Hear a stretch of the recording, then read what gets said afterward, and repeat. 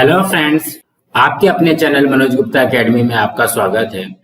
दोस्तों, आज हम क्लास 10th के history and political science lesson number 1 historiography development in the west इस लेसन का एक्सरसाइज करने वाले हैं।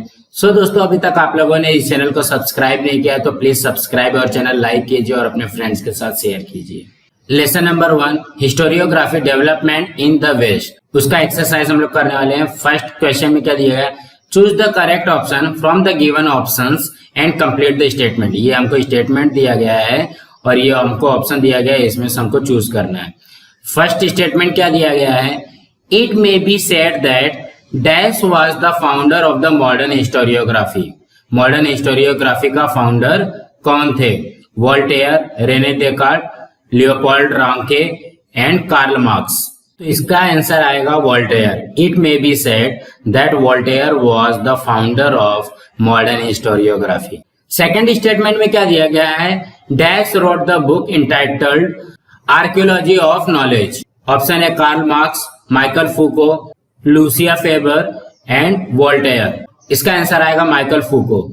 Michael Foucault wrote the book entitled archaeology of knowledge.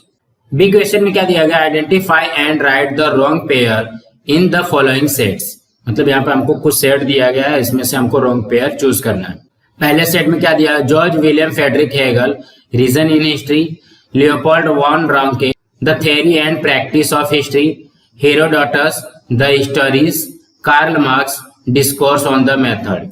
इसके रॉन्ग पेयर में क्या आएगा? Karl Marx, discourse on the method, ये इसका रॉन्ग पेयर हो जाएगा और इसका करेक्ट पेयर क्या बनेगा? Karl Marx, Das Kapital. Second question में क्या दिया गया है? Explain the following concepts. हमको यहाँ पे कंसेप्ट दिया गया डायलैक्टिक्स। इसके आंसर में क्या दिया है? देखो, in order to understand the true nature of an event one need to know its opposite. For example true, false, good, bad. मतलब हम लोग गुड, बैड या ट्रू, फॉल्स के बीच में हम लोग कितनी बार सोचते हैं कि कोई चीज अच्छा है, खराब है, या सही है, गलत है। उसको हम लोग दोनों तरीके से सोचते हैं, उसी को ही डायलैक्टिक्स कहा जाता है। A German philosopher George William Frederick Hegel had put forward this method of analysis of history. A theory called thesis is proposed at the beginning. It is followed by another theory called antithesis, which is contrary to thesis. मतलब पहले हम लोग कोई भी positive तरीके से सोचेंगे और सोचने के बाद में उसको निगेटिव तरीके से एंटी थीसिस के हिसाब से सोचेंगे, और जब उसके बाद में सही और गलत का फैसला चलेगा तो उसी को हम लोग डायलैक्टिक्स कहते हैं। After a through logical discussion of both new thesis and proposed having the gist of both thesis and anti thesis, this process of arriving a new thesis is called the synthesis. मतलब हम लोग जो हमारी जो thesis थी, जो हमारी positiveness थी और जो नेगेटिवनेस थी, दोनों को सोचने के बाद में जब हमको नई जो थीसिस मिलेगी उसी को क्या कहेंगे? सिंथेसिस कहेंगे। This method of analysis of history which is based on the opposite is known as the dialectics. और इसी सिंथेसिस को ही हम लोग डायलैक्टिक्स कहते हैं। उसके बाद है एनल्स स्कूल। एनल्स स्कूल में क्या दिया गया? देखो, at the dawn of the 20th century the writing of history got a new direction. मतलब एनल्स स्कूल में क्या बताया गया कि ये नए तरीके से इतिहास लिखा कैसे जा सकता है। Along with the political events, Kings, great leaders, the study of climate, local people, agriculture, trade, technology, means of communication, social division and their collective psychological of group was also considered important in the study of history। मतलब इसमें ऐसा बताया गया है कि political पे, king के ऊपर और लोकल पीपल के ऊपर, एग्रीकल्चर, ट्रेड, टेक्नोलॉजी, ये सारी चीजों के ऊपर हम लोग जो हिस्ट्री लिखते थे वो 20th सेंचुरी से चालू हुआ है। This new school of thought is known as the Annales school. और यही जो नई सोच थी उसी को एनल्स स्कूल कहा जाता है। Annales school was started by the French historians. Annales school को किसने चालू किया? फ्रेंच हिस्टोरियन ने। थर्ड क्वेश्चन में क्या दिया है? Explain the following with its reason. मतलब रीजन के साथ में हमको इसको एक्सप्लेन करना है। फर्स्ट क्वेश्चन में क्या है? Historical research was driven to focus in depth of the various aspects of women life. तो पहला है, initially there was a lot of the dominant of a male perspective of historical writing. Simone de Beauvoir, a French scholar, insist of the inclusion of the woman's perspective in historiography. She emphasized on the inclusion of a woman in the process of the writing history. She insisted to the rethinking of the male-dominated perspective of history. कहने का क्या मतलब है कि पहले के जो history थे वो सिर्फ मेल लिखते थे। जो सीमा द बोवाट थी, अ फ्रेंच स्कॉलर थी वो, और उन्होंने वुमेन को भी हिस्ट्री लिखने का अधिकार उन्होंने मांगा कि वुमेन को भी हिस्ट्री लिखने का अधिकार है। She emphasised and the inclusion of women is the process of the writing history. उन्होंने सभी स्त्रियों को, सभी वुमेन को ये बोला कि भाई आप लोग भी हिस्ट्री लिखो। Because of her efforts historical research was driven to focus in the depth on various aspects of the women lives, their employment, their role in a trade union institution working for their cause, and their family life. Second है, Foucault called his method the archaeology of knowledge. First दिया गया, according to the Michael Foucault, the prevailing method of arranging historical event in the chronological order was not right. मतलब सिर्फ एक chronological order में लिखा गया ये सही नहीं है. He threw light in the fact that archaeology does not strive to reach the ultimate historical truth. सिर्फ और सिर्फ सच्चाई को बाहर लाना है. It attempts to explain various transitions in the past. It attempts to explain various transitions in past. मतलब past में जो भी transition हुआ है उसको explain करना है. Foucault gave more importance for explaining the transitions in history. Hence, his method is called the archaeological of knowledge. और इसीलिए उसके मेथड को आर्कियोलॉजी ऑफ नॉलेज कहा जाता है। फोर्थ क्वेश्चन में क्या दिया गया है, कंप्लीट द कंसेप्ट चार्ट। ये देखो कंसेप्ट चार्ट है। Notable scholars in Europe, Europe के स्कॉलर्स कौन कौन थे, तो यहाँ पे है Voltaire, George William Frederick Hegel, Leopold Ranke और रेने डेकार्ट। फिफ्थ क्वेश्चन में क्या दिया गया, answer the following in details, मतलब हमको यहाँ पे डिटेल्स में बताना है। Explain Karl Marx class theory, हमको कार्ल मार्क्स का क्लास थ्योरी बताना है। In the latter part of the 19th century, German thinker Karl Marx put forward class theory in his book Das Kapital. उन्होंने अपने Das Kapital में ये class theory के बारे में लिखा हुआ है।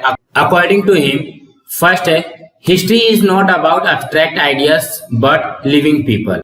हिस्ट्री जो है वो लिविंग पीपल के बारे में होनी चाहिए। The fulfilment of the basic needs of people depends on the nature of a prevalent means of production and the ownership. अगर किसी पब्लिक को बेसिक नीड की जरूरत है तो वो किसके ऊपर डिपेंड करता है, अपने नेचर के ऊपर या उसके जो प्रोडक्शन हुआ उसके ऑनर कौन है उसके ऊपर।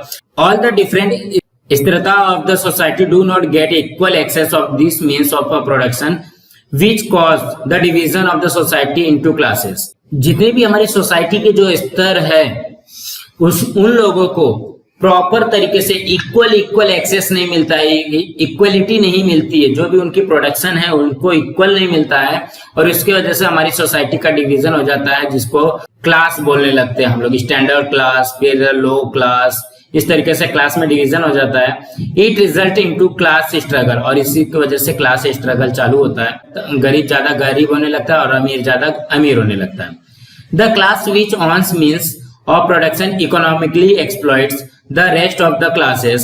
Human history, according to him, is the history of the class struggle. इसमें क्या होने लगता है कि गरीब लोगों का जो है अमीर लोग एक्सप्लॉइट करने लगते हैं, शोषण करने लगते हैं, पैसा उनसे ज्यादा लेने लगते हैं, गरीब लोगों के ऊपर अत्याचार होने लगती है। सेकंड क्वेश्चन में क्या दिया गया, what are the 4 characteristics of the modern historiography. Modern historiography के 4 कैरेक्टरिस्टिक्स क्या है, उसका आंसर है the following are 4 needs is suggested. हमको यहाँ पे 4 कैरेक्टरिस्टिक्स दिए गए हैं। Its method is based on the scientific principle and begin with the formation of the relevant questions. मतलब ये साइंटिफिक तरीके से हमको यहाँ पे हिस्ट्री के बारे में जानना है। This questions are the anthropocentric, that is they are about the ancient human societies and deeds in a period of the time. Ancient time का भी हिस्ट्री पता होनी चाहिए और करंट टाइम का भी हिस्ट्री पता होना चाहिए, दोनों में क्या डिफरेंसेस है वो पता होना चाहिए। No inter relation between the divine and human needs is suggested. इसमें जैसे हम लोग पहले अंधविश्वास वगैरह मानते थे वो सारी चीजें उसमें नहीं होनी चाहिए। Answer to this questions are supported by reliable evidence and they are represented in a logical order। मतलब हम कोई भी हिस्ट्री लिख रहे हैं तो हमारे पास उस चीज का एविडेंस होना चाहिए, प्रूफ होनी चाहिए। History presents a graph of man's progress with the help of the dates in a past. History जो है वो पास्ट में हुई घटनाओं के हिसाब से हमको ये बताता है कि ह्यूमन जो है कितना ज्यादा प्रोग्रेस किया है। What is the feminist historiography? Feminist historiography है क्या? Feminist historiography means writing history with the woman's perspective. There was a lot of dominance of the male perspective on historical writing. मतलब पहले के जो लोग थे वो इतिहास लिखने का काम सिर्फ मेल करते थे। बाद में फेमिनिस्ट हिस्टोरियोग्राफी में ये बताया गया कि वुमेन अपने हिसाब से भी हिस्ट्री लिख सकती है। सीमा दे बोआ, a French scholar, insisted on rethinking on the male dominant perspective and including the woman's perspective in the historiography.